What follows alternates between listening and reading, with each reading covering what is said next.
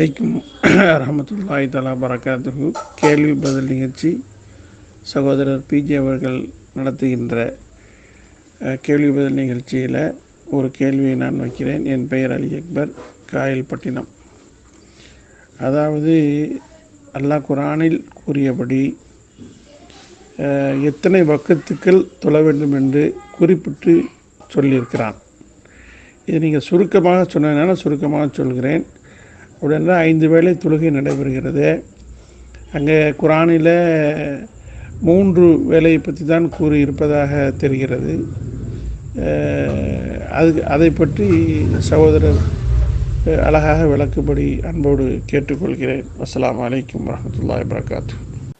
காயல்பட்டணத்தில் இருந்து அலி அக்பர் கேட்குறார். என்ன கேட்குறாருன்னா, 5 வேளை தொழுகை குர்ஆனில் இருக்குதா? அதாவது தொழுகைங்கிற ஒரு முக்கியமான ஒரு கடமை. அப்போ பல விஷயங்கள் குர்ஆனில் இருக்குது, சில விஷயங்கள் ஹதீஸ்லேருந்து பண்ணுறோம். இருந்தாலும் 5 வேளை தொழுகைங்கிறது ஒரு முக்கியமான ஒரு டாபிக் தானே.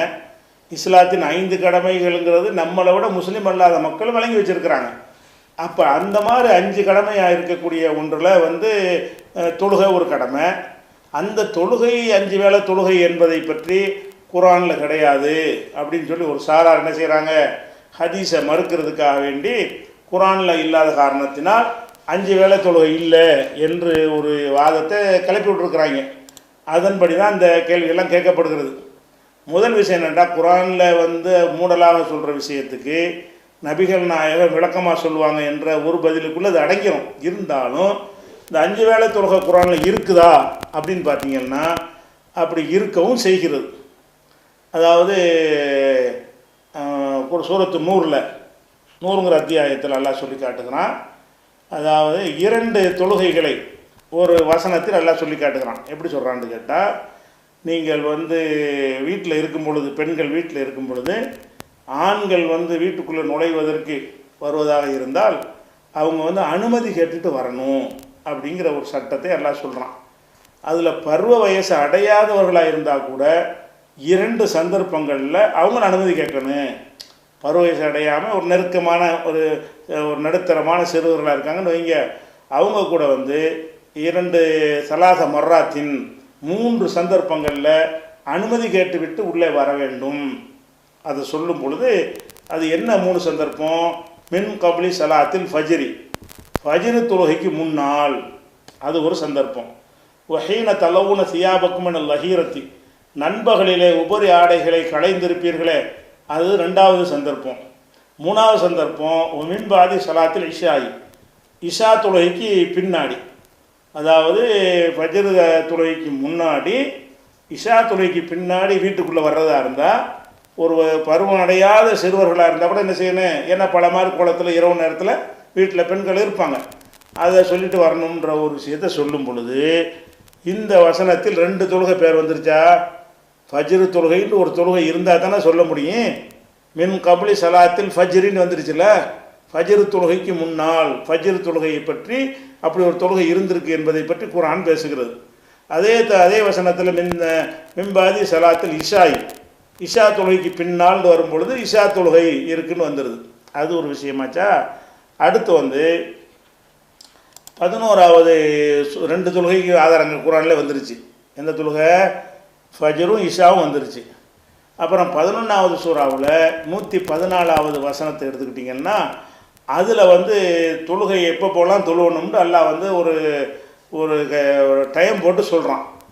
எப்படி சொல்கிறான்னா, அகிமி சலாத்தை, தொழுகை நிலைநாட்டு, தரஃபையின் நஹாரி, பகலின் 2 ஓரங்களில். பகல் இருக்குல்ல, பகலுக்கு 2 ஓரம், பகலுடைய இந்த ஓரம், பகலுடைய அந்த ஓரம், அந்த 2 ஓரங்களில் தொழு என்று அல்லாஹ் சொல்கிறான். பகலின்னு சொன்னால் ஏதோ பகலில் உள்ள ஒரு தொழுகைன்னு எடுத்துக்கலாம். பகல்லையே 2 தொழுகைங்கிறான்ல. பகலுங்கிறது எது? சூரியன் உதிச்சதில் இருந்து சூரியன் மறைகிறதுக்கு முந்தி உள்ள அந்த டைம் இருக்குது இல்லையா, நோம்பாளியாக இருப்போம்ல, அந்த நோம்பாளியாக இருக்கிற டயத்துக்கு பேர் தான் பகல். ராத்திரியான நோம்பாளியாக இருக்க முடியாது. அப்போ எந்த இடத்துல நோன்பு வைக்கிறோமோ அந்த டயத்துக்குள்ள 2 தொழுகை இருக்கிறது. பகலில் 2 தொழுகையை தொழுங்கிறான். அப்போ லோகர் அசர் தானே அது. பகலில் 2 தொழுகை என்றால் லொஹருங்கிறது பகலில் தொழுகிற தொழுகை, அசருங்கிறது அது அந்த ஓரம், இது இந்த ஓரம். அப்போ அசருங்கிறதும் லொஹரு என்பதும் இரு தொழுகைகளை குறிக்கிறதுக்கு தான் இருமையான வாசகத்தை எல்லாம் பயன்படுத்துகிறான். தரபையின் நகாரி, பகலின் இரு ஓரங்களிலே நீ தொழுகை நிலைநாட்டு. அப்போ இதில் என்ன வந்துடுதுன்னு கேட்டால், லொஹருங்கிற பேர் வரலையே தவிர லொஹரு இருக்கிறது, அசர் இருக்கிறது, 2 தொழுகை ஆயிடுச்சு. அப்போ ஏற்கனவே இஷாவும் சொல்லியாச்சு, ஃபஜ்ரும் சொல்லியாச்சு வெளிப்படையாகவே. இந்த வருஷத்தில் என்ன சொல்லியாச்சுன்னு கேட்டால், லொஹர் வந்துருச்சு, அசர் 2 தரப்பு 2 தொழுகைன்னு வருதுல, பகலில் 2 தொழுகை. அப்போ அது இந்த லொஹர் அசர்னு விளங்கிறது. அதுக்கப்புறம் ஒரு ஜுலஃபம் மினல் லைலி, அதே வசனத்திலேயே 11:114 இரவின் சில பகுதிகளில் பன்மையாக சொல்லலாம். ஒரு ஜுலஃபம் மினல் லைலி, இரவின் சில பகுதிகளிலும் நீ தொழுகை நிலைநாட்டு. அப்போ இரவின் சில பகுதிகள்னு சொல்கிறதுல பன்மை அல்லாஹ் போடுறான். இரவில் தொழுன்னு சொன்னால் ஒரு வக்து, சில பகுதிகள்னு சொன்னால் குறைஞ்சபட்சம் 3. அப்போ இரவில் பகலில் ஒரு 2ம் இரவில் ஒரு 3ம் தொழுன்னு அர்த்தம். அப்படிங்கிறது அந்த 11:114 இருக்குது. அது என்ன, இரவுடைய பல பகுதி என்ன, மகரிபு இரவு தானே, அது ஒரு பகுதி. இஷா இரவு தானே, அது ஒரு பகுதி. ஃபஜ்ரு தொழுகை இரவுடைய கடைசி தானே, சூரியன் உதிச்சவனா தான் பகல் ஆரம்பிக்கிறது. அப்போ ஃபஜ்ரு, இஷா, மகரிபு அந்த 3 தொழுகையும் இரவின் பகுதிகள். இரவின் சில பகுதிகளிலும் தொழுகை நிலைநாட்டணும். பகலின் இரு ஓரங்களிலும் நிலைநாட்ட வேண்டும் என்றால் பகலில் 2 இரவுல 3 வந்துடுதுல, பேர் வராட்டி என்ன. அப்போ பகலில் 2 இரவுல இதை சொல்ல விளக்குறாங்க.